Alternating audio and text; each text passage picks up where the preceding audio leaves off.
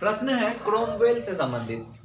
Cromwell Charles प्रथम का ही विस्तृत रूप था। इस प्रश्न को ही पहले समझिए।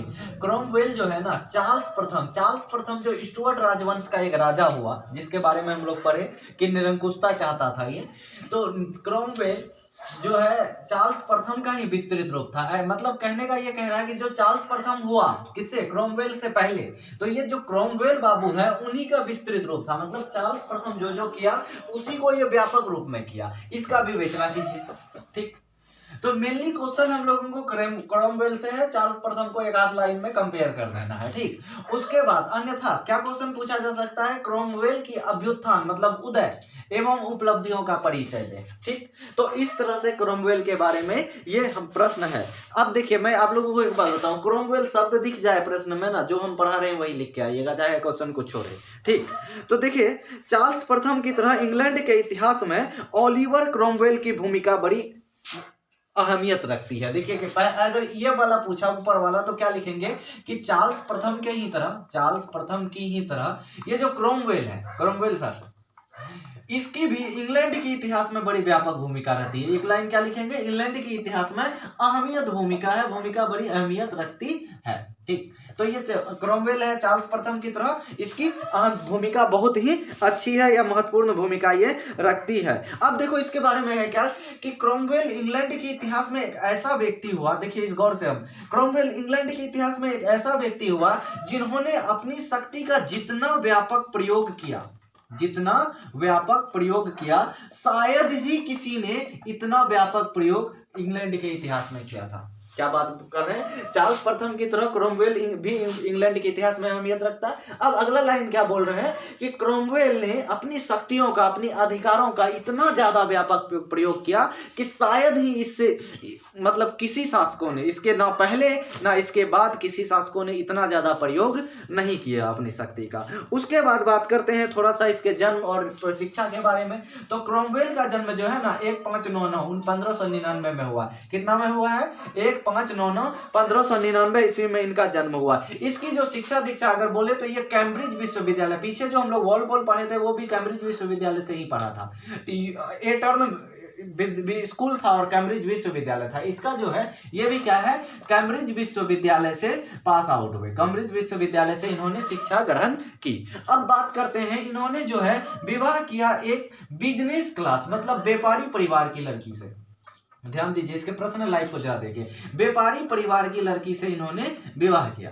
ठीक, उसके बाद इन्होंने अपनी जिंदगी की शुरुआत एक कृषक के रूप में किया था। अब देखिए किसान जिसके बारे में हम बोल रहे हैं कि ऐसी शक्ति का प्रयोग किया जब इसे शक्ति मिला, इंग्लैंड के इतिहास में ना पहले कभी किसी ने किया था ना बाद में किसी ने किया।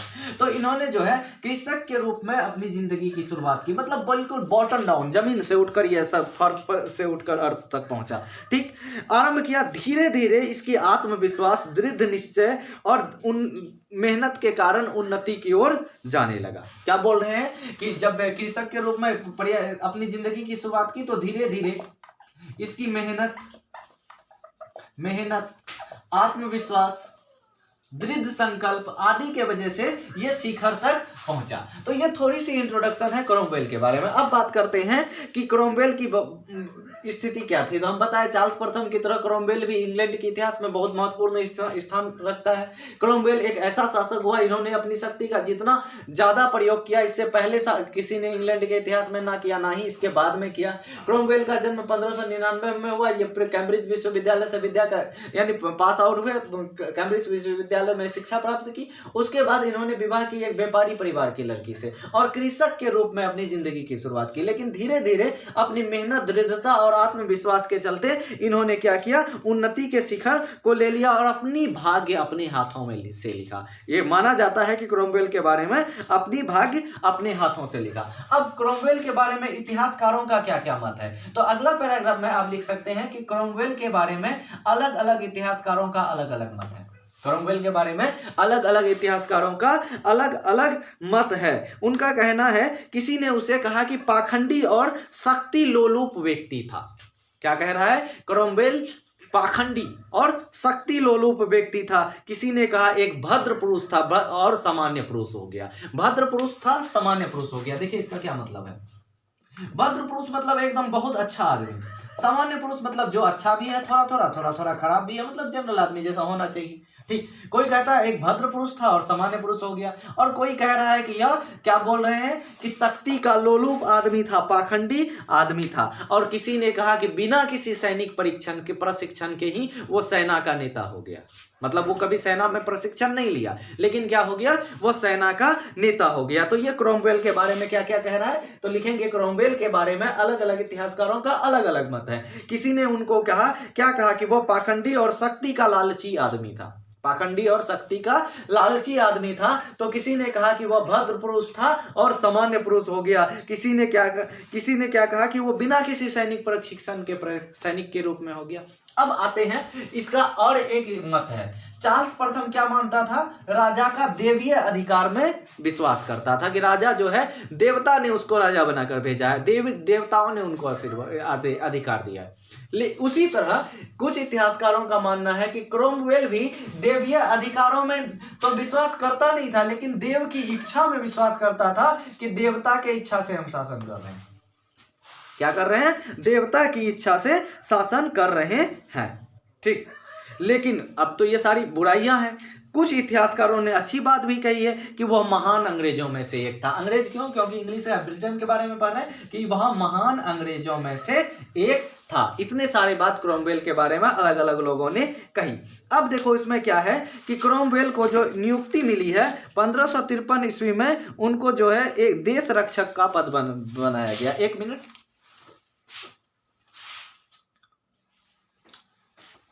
क्रोमवेल को 1553 ईस्वी में, 1653 या 1553, एक देख लेते हैं। 1653 ईस्वी में जो है इसको क्या बनाया गया, देश रक्षक का पद। देश रक्षक मतलब ये समझिए कि हमारे देश का जो रक्षा मंत्री है उसी तरह, तो इसे 1553 में देश रक्षक बनाया गया, देश रक्षक का पद दिया गया। और उसके पद में एक बड़ी बात क्या थी, इसको वीटो पावर था। क्या था, वीटो पावर। वीटो पावर समझ रहे हैं, जैसे यूएन के पास है, हमारा जो संयुक्त राष्ट्र संघ है उस पर जो 5 अस्थायी सदस्य है उनके पास वीटो पावर है। वीटो पावर का मतलब कोई कानून अगर पास कर दिया गया है संसद के द्वारा, पार्लियामेंट के द्वारा, अब वीटो पावर वाला व्यक्ति खाली बोल दिया नहीं होगा पास, बात खत्म, वो कानून खत्म हो गया। ठीक, वो होता है वीटो पावर। ठीक, तो मतलब क्या है कि इसे 1653 ईस्वी में देश रक्षक का पद दिया गया। याद नहीं रहे ईस्वी मत लिखना, जब इसे देश रक्षक का पद दिया गया तो उसे वीटो पावर भी दिया गया। तो एक देश रक्षक के पद के तौर पर उन्होंने निम्न कार्य किए, जिसके कार्य को हम बोल सकते हैं क्रोमवेल की गृह नीति। क्रोमवेल की गृह नीति। अब ये गृह नीति को ध्यान से समझिए, उसके बारे में तो जान गए, याद भी रहेगा। तो पहला देखिए, पहली गृह नीति पर संसद की प्रथम बैठक बुलाई जाना और उसका भंग किया जाना। क्या बोल रहे हैं, संसद का पहला बैठक बुलाना, संसद का पहला बैठक बुलाना और उनको भंग किया जाना। अब इसके बारे में लिखेंगे कि ये मामला क्या था, बहुत आसान है, तुरंत याद हो जाएगा।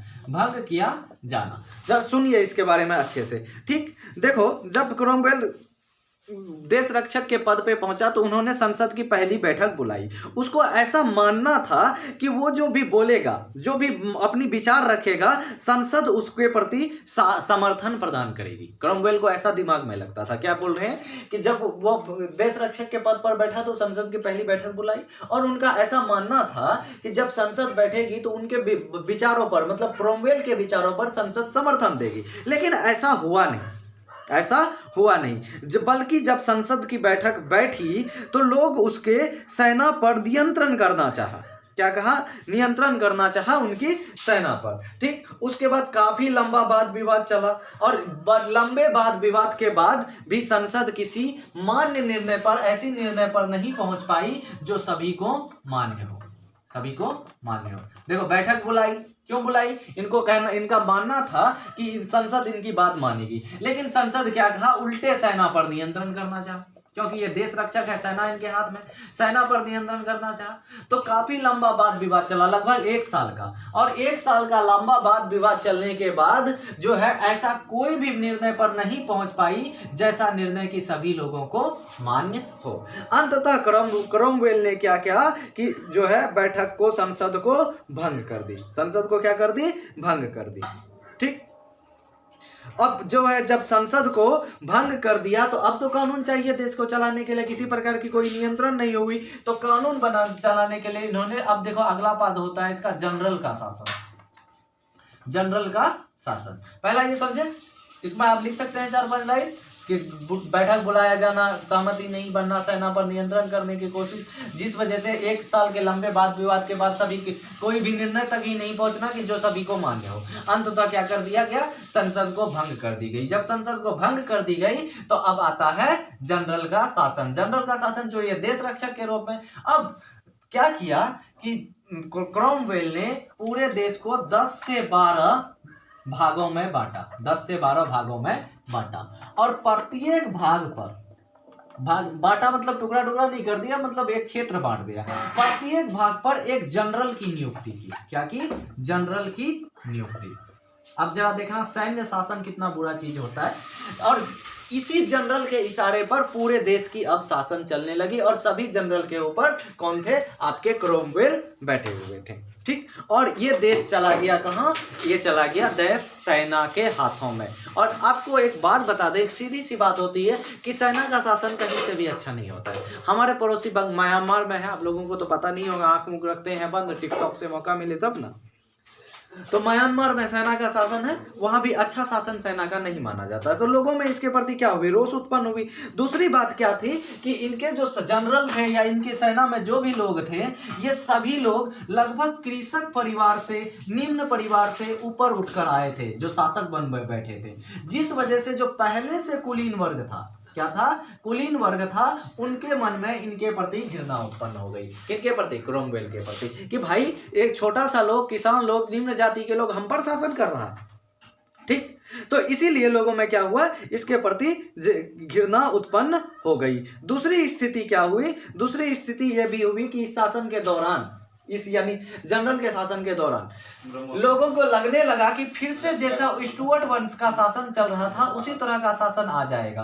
तो लोगों ने कर देना मना कर दिया, कर देने से मना कर दिया, जिससे क्या हुई? सरकार के पास धन की कमी होना शुरू हो गया। सरकार के पास धन की कमी होना शुरू हो गया। तो ये भी एक स्थिति हुई। उसके बाद तीसरा स्थिति है, जब ये लंबे समय तक ये शासन चला तो बाद में इन्होंने संसद की दूसरी बैठक बुलाई। संसद की दूसरी बैठक बुलाना और उसे भंग किया जाना। क्या बोल रहे हैं? संसद की दूसरी बैठक बुलाना, उसे भंग किया जाना। इस पर हेडलाइन बनाएंगे और फिर लिखेंगे। क्या लिखेंगे दूसरी बैठक में? जब देखिए ऐसे इसकी सैन्य शासनकाल से, मतलब क्रॉमवेल की जो सैन्य शासनकाल थी, इससे तो अधिकांश संसद अपना त्याग पत्र दे चुके थे। उस सभा में जो भी लोग, जो बचे कुछ एक लोग थे, बड़ी हिम्मत करके क्रॉमवेल को एक चिट्ठी लिखी। क्या चिट्ठी लिखी? कहा कि भैया ऐसा करो ना, आपका है सैनिक शासन चला रहे हो, आप राजा बन जाओ। क्या बन जाओ? राजा बन जाओ। और उसके बाद एक नए सदन का गठन कर दो, अपनी मर्जी से नियुक्ति कर दो, जिसे जिसे उस सदन सलाहकार के रूप में रखना चाहते हैं रखो। ठीक, अब क्रॉमवेल के सामने आ गया धर्म संकट। लिखना है, इससे इस स्थिति से क्रॉमवेल के सामने क्या आ गई? धर्म संकट की स्थिति उत्पन्न हो गई। यह धर्म संकट किस बात का उत्पन्न हुआ? क्योंकि ये राजा के शासन के विरुद्ध ही आया था सेना में देश रक्षक के पद पे, और फिर राजा बन जाता तो लोगों के मन में और ज्यादा बुरा भावना बैठ जाता। तो अब इनके पास एक ऐसी स्थिति आ गई थी, ऐसी गले की हड्डी जिसे वो ना निगल सकता था ना उगल सकता था। बड़ी व्यापक स्थिति हो गई। तो इससे प्रभावित होकर अंत में उन्होंने स्वीकार तो नहीं किया, इनकार कर दिया। इस प्रस्ताव को, राजा बनने के प्रस्ताव को इनकार कर दिया। ठीक, और उस प्रस्ताव में जो भी और कुछ बातें थे उसको थोड़ा बहुत बदल के उन्होंने स्वीकार किया। उसने अंदाजा लगाया कि मतभेद समाप्त हो जाएंगे, बैठक सही से चलेगी, लेकिन ऐसा हुआ नहीं। फिर से उनको बैठक भंग करना पड़ा। तो 3 पॉइंट्स आपको चर्चा हुई विशेष रूप से। अब आते हैं क्रॉमवेल की अगली नीति। क्रॉमवेल की अगली नीति अगर देखेंगे तो धार्मिक नीति। क्रॉमवेल की धार्मिक नीति, चौथा पॉइंट। तो देखिए क्रॉमवेल धार्मिक रूप से सहिष्णु था। क्या था? सहिष्णु था। और ये जो है प्यूटरिन धर्म का मानने वाला था, लेकिन फिर भी इसको कैथोलिक के प्रति किसी भी प्रकार की कोई घृणा नहीं थी। यहां तक कि इन्होंने यहूदियों को भी विशेष अधिकार दिए थे। उन पर उनमें जो योग्य व्यक्ति थे, सम्मान के व्यक्ति थे, उन्हें सम्मान प्रदान किया था। तो ये इनकी धार्मिक नीति है। सभी धर्म को साथ लेकर चलने वाले व्यक्ति थे। ठीक, अब इनका आगे बात करते हैं। इन्होंने जन कल्याण का भी काम किया था।